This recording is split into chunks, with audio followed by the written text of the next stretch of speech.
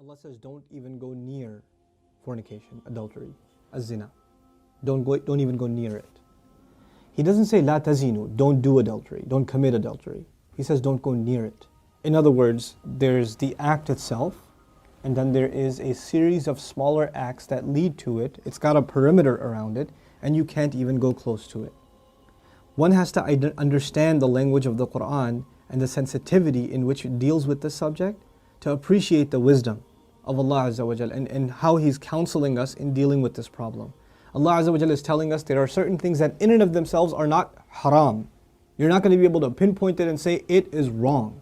But when you get involved in it, you're going to get sucked into a gravitational field, and it'll pull you in slowly and surely, little by little by little, and eventually it'll get you. Eventually it'll come at you.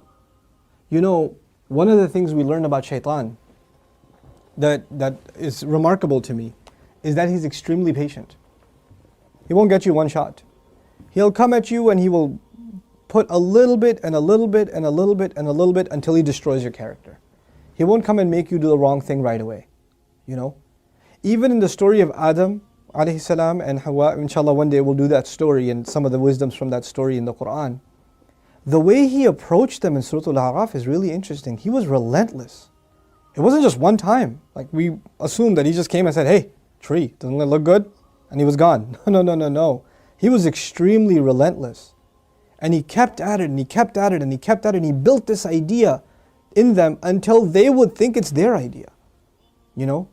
And when people start listening to shaitan, this is the same surah, Allah Azza wa Jalla says, Inna ibadi laysa laka alayhim sultan.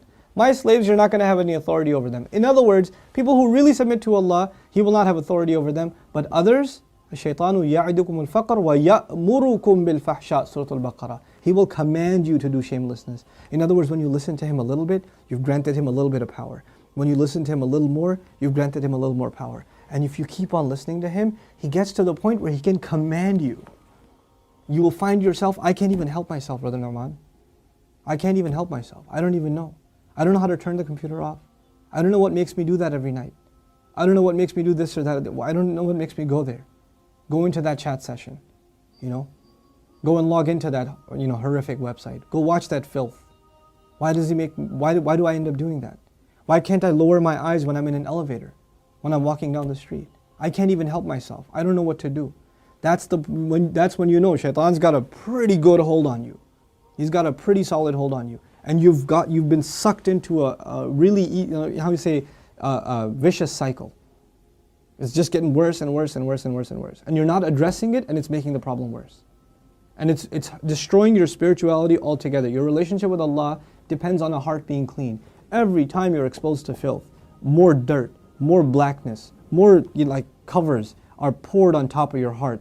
And it keeps on pouring and it keeps on pouring and it keeps on pouring to the point where you're listening to the word of Allah and you can't get yourself to even shed a single tear. It won't come because your heart has been made so hard because of all the exposure to filth, all the sin that your eyes are taking in all the time. And you don't even care anymore. You know, a good heart, when it sees something inappropriate that doesn't coincide with the commandments of Allah, it is disturbed. It's not attracted, it's disturbed. It says, no, that's wrong. Immediately the conscience kicks in, the alarm goes off. But when you're at the point, when you're by yourself and you feel no guilt doing it, you just don't feel anything. You don't feel that it's wrong. The only thing before you stare at a sister, you look around like, is anybody else watching? And then you take a good look. That means the fear of Allah is completely gone. The only fear you have is that of the seen. There is no more fear of the unseen. What a horrible spiritual state to be in. Allah says, يَعْلَمُ خَائِنَةَ الْأَعْيُنِ وَمَا تُخْفِي الصُّدُورِ. He knows the stealing of the eyes, that little glance you caught. He knows that one, that little glance you took. What to speak of the stare. And He knows what the chests are hiding. You know why I brought up this particular ayah? Don't even go near zina. إِنَّهُ كَانَ فَاحِشَةً. It has always been considered a lewd, shameless, vulgar act. وَسَاءَ سَبِيلًا. And a horrible path. Allah describes it as a path. A horrible path. In other words, a path has steps. Right? A path is made up of steps. You have to identify which step you're in. What makes you get into this? And for each of you, there's a process, there's a cycle. You're in a room by yourself. You're after school, you've got a couple of hours before your parents get home. You're among a bunch of friends that don't have any standards. You have to identify what leads you to this sin every time, and you have to cut it in its tracks. You have to stop going down that path. وَسَاءَ سَبِيلًا. What's amazing to me about this ayah, where it's situated. Right after this ayah, Allah says, don't murder people. وَلَا تَقْتُلُوا النَّفْسَ الَّتِي حَرَّمَ اللَّهُ إِلَّا بِالْحَقِّ. Don't kill any person that innocent person essentially. Allah mentioned this crime first and murder second. Can you think of that? Like, we think of murder as this huge crime, right? But Allah says, when you violate the dignity of a human being, that's fahsha. Looking at a human being in that way is violating your own and their dignity. And when we kill a person, we have violated their physical, their right to life. So there's the spiritual murder, fahsha, and there's the physical murder, qatl. There's two kinds of murder here. So Allah mentions the spiritual murder first. Our standards have gone so low. A movie comes out, you see a couple of trailers, you tell yourself, there's just one bad scene in it, it's okay. It's PG-13, it's not R. What used to be R 10 years ago is now PG-13. What used to be PG-13 is now PG. They put filthy scenes in everything now. And we don't even care about the spiritual price we're paying. It's affecting our prayer, it's affecting our dua, it's affecting our character. It's affecting our family life. It is. And we don't care. We just think, hey, that's life, bro, come on, live in the times. It's alright. That's just what it is now. What can you do? So many of you don't care what kinds of pictures you put up of yourselves on your Facebook pages. I stopped going on Facebook for a reason. I don't say that Facebook is haram or whatever, but for me personally, I couldn't do it anymore. I just couldn't do it. I stay in, we'll put something up on our Bayna thing, like an announcement or this or that. But for socializing, just the things I saw were so disappointing. Like, how can you do that? You're Muslims. How can you post pictures like that? Have dignity for yourself. Have dignity for your family. Guard your gaze. Start with your eyes. The zina of the eyes, and everything else goes from there. Everything else goes from there. Inshallah ta'ala, I want to talk to you about this subject at length and do little small snippets and maybe portions from the Quran that deal with this subject. But the last thing I'll tell you today, inshallah ta'ala at least, is something about the word fahisha, which I'm translating as shamelessness or lewdness or vulgarity.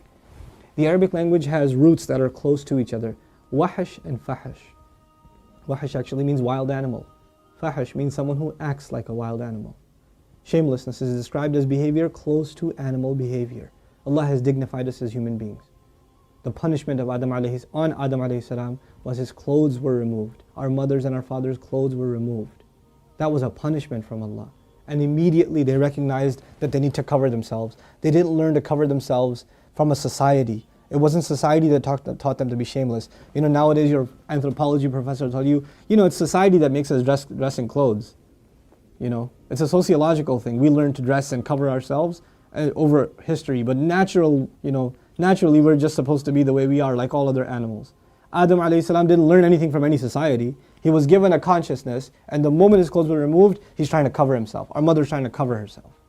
We are supposed to be a people that guard ourselves with covering, and we dignify others by not looking at them. Even if they don't have dignity for themselves, we should have dignity for them and not look.